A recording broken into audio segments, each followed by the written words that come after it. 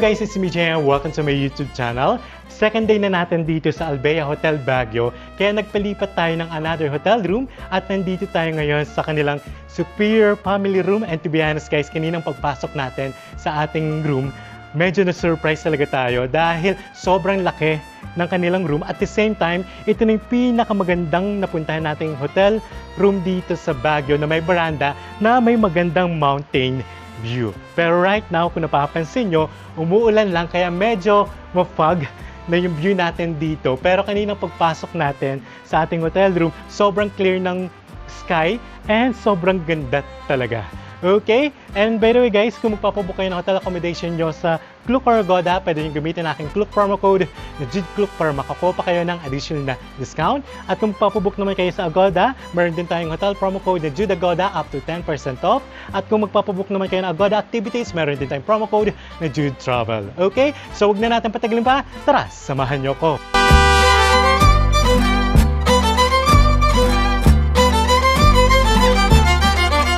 Alright guys, sa pagpasok natin sa ating hotel room, meron tayong malaking open closet dito, meron din tayong mga hangers, and nandito rin yung kanilang bath towel and hand towel, at nandito rin yung kanilang hair dryer. And dito sa left side natin, meron din tayong full body mirror, and dito sa baba, meron din tayong hotel sleepers. At kung napapansin nyo dito sa ating right side, magkahiwalay yung kanilang toilet and yung kanilang shower room. And later, ipapakita ko sa inyo. Alright guys, so meron din tayong mini kitchenette dito, pero hindi tayo pwede magluto sa ating hotel room. Pero dito sa kanilang superior family room, meron silang microwave oven, nandito rin yung kanilang electric kettle, and meron din tayong sink dito and complimentary dental kit. And dito yung banda, meron din tayong complimentary coffee, and meron din tayong pitcher dahil every floor ay meron silang water dispenser. And dito sa baba, nandito naman yung kanilang mini fridge. And by the way guys, yung kanilang TV ay smart TV. Meron din tayong electric fan dito. And yung ating hotel room, walang aircon. Pero good thing, maganda yung location nitong hotel.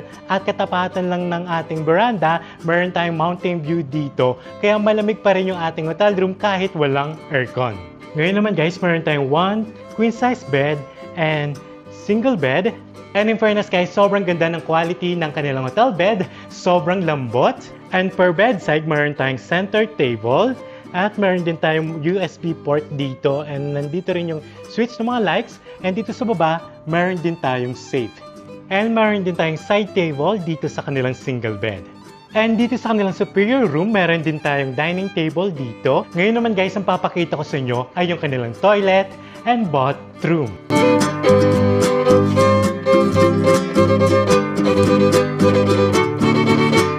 Alright guys, so meron tayong malaking mirror dito. And ito yung kanilang sink. Ngayon naman guys, ang papakita ko sa inyo ay yung kanilang toilet. And of course, meron din silang bidet and tissue. Alright guys, yung kanilang toilet and shower room ay magkahiwalay, kaya kailangan muna natin lumabas at nandito naman yung kanilang shower room. Alright guys, so meron tayong rainfall shower dito and another shower, and nandito naman yung kanilang shampoo and bath gel. And in fairness guys, napakasimple lang ng kanilang toilet and bathroom pero malinis.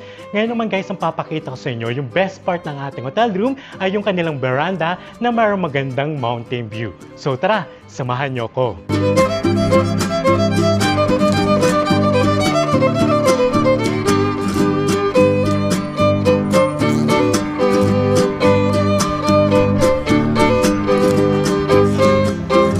And sa lahat naman ng pagsaya natin na hotel dito sa Baguio na mayroong veranda, ito yung pinakamagandang view na napagstayan natin at gigising ka sa umaga na sobrang ganda ng view ninyo. Kung napapansin nyo, after ilang seconds lang na pinakita ko sa inyo yung view natin dito sa ating veranda, bigla na naman umulan. Okay? And by the way guys, itong Albea Hotel Baguio, yung mga ibang hotel rooms nila ay pet-friendly, kaya nasama na naman natin yung pet namin na si GQ, kaya nakapag-staycation siya dito sa Baguio for 2 nights. Okay? And yung kanilang small breed nasa 300 pesos lang, at ilalagay ko lang dito sa gilid kung magkano yung iba pang mga pet pee nila, especially kung magdadala kayo ng dogs or cats na nasa medium to large breed.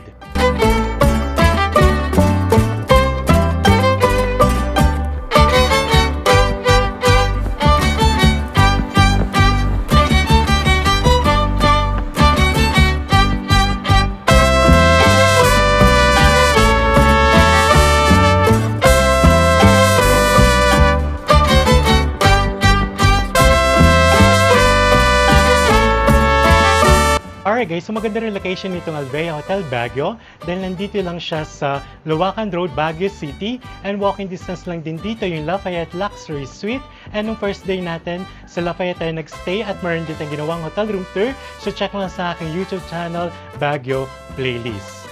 And by the way guys, sa mismong harapan lang ng hotel, maraming dumadaan ng mga taxi and mga jeep. Kung sasakay kayo ng jeep, ang sakyan nyo yung Baguio Plaza, Luwakan Road. And good thing guys, katabi mismo ng Alvea Hotel Baguio, yung sikat na Victoria's Bakery dahil meron din silang branch dito sa may Luwakan. And if ever kung manggagaling kayo sa Victory Liner Bus Terminal, sobrang lapit lang niya. Pwedeng yung lakarin kung wala kayong dalang gamit. Nasa 11 minutes walk lang or 700 meters away. Kung naghahanap naman kayo makakainan, sobrang lapit lang din dito ng Grumpy Joe Upper Session Road. Nasa 6 minutes walk lang or 400 meters away. And kung pupunta naman kayo ng SM City Baguio, pwedeng yung lakarin nasa 17 minutes by walk or 1.1 kilometers away, pero pwede naman kayo sumakay ng taxi dahil sobrang daming dumadaan ng mga taxi sa harapan ng hotel, at pwede rin kayong sumakay ng jeep papuntang Baguio Plaza, Luwakan Road.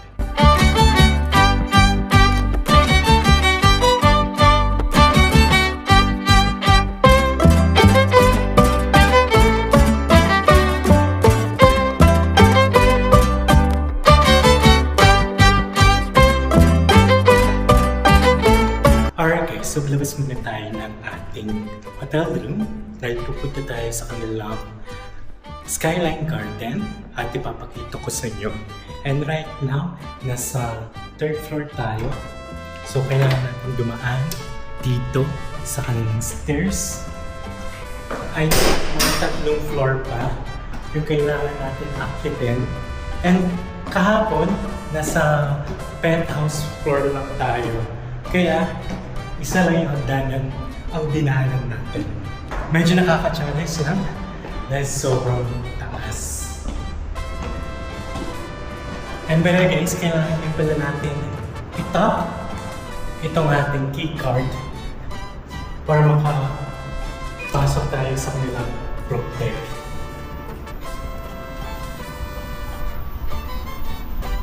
Alright guys, medyo hinihingal tayo doon. So better kung nasa penthouse floor kayo. Alright? And sobrang ganda rin talaga tumambay dito. Especially morning. Pwede kayong paikot-ikot dito para mag-jogging. Alright guys, so dito sa likod natin, natatanong na rin natin dito yung Lafayette dahil sobrang lapit lang niya. And dito sa left side natin, sobrang dami mga pine trees. So if ever, kung pinubook nyo ay premier room or deluxe room na good for 2 person, meron kayong forest view.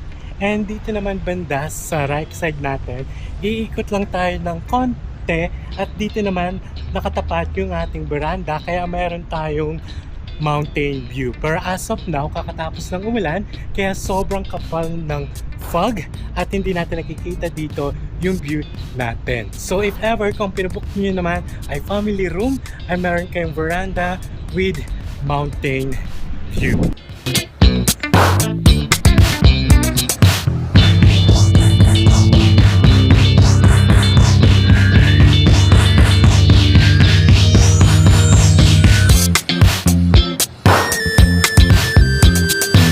Alright guys, so kahapon pumunta na rin tayo dito and sakto hindi umuulan. Kaya nabidyan natin yung view habang clear pa yung sky. So ilalagay ko na lang yung clip dito. And as of now, sobrang kapal ng fog at kitang-kita talaga natin. Alright, parang nasa ulap na rin tayo.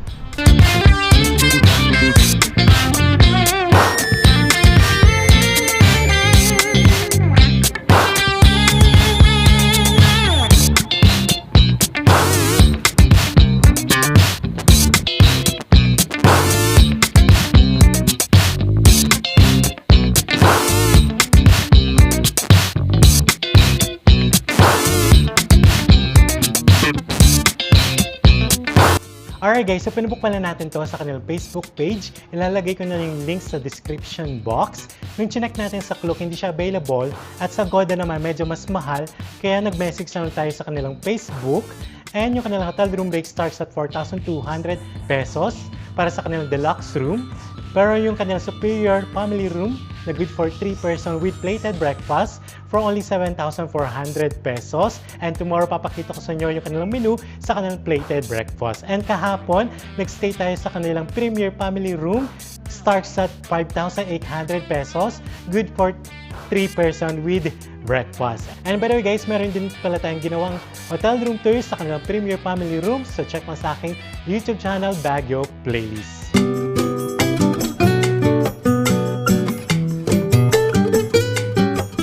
The next day. Good morning guys! So pababa na tayo ngayon sa kanilang Albea Cafe and ipapakita ko sa inyo yung kanilang menu sa kanilang plated breakfast. So huwag na natin patagalin pa. Tara, samahan niyo ko.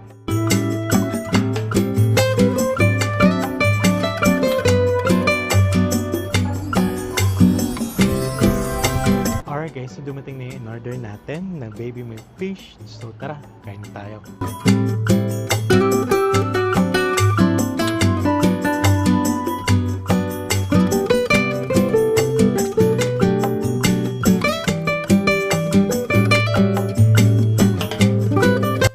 Guys, so kakatapos lang natin mag-breakfast and if ever, kung tinatamad na kayong bumaba and malapit na mag 10 a.m., pwede naman nyo ipa-take out yung breakfast nyo.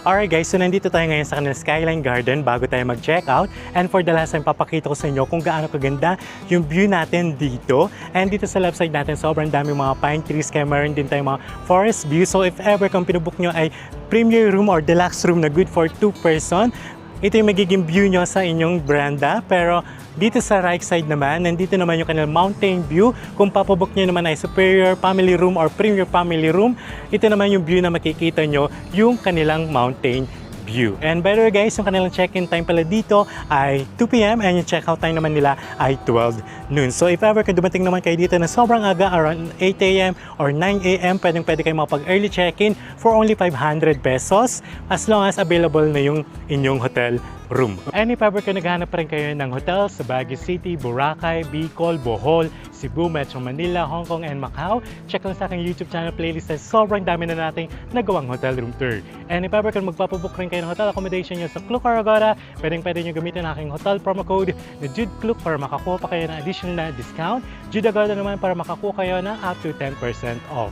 At kung magpapabook naman kayo Agoda activities, pwede nyo rin gamitin ang aking promo code na Jude Travel. So dito lang tatapusin ang aking hotel room tour dito sa Albea Hotel Baguio. Thanks for watching!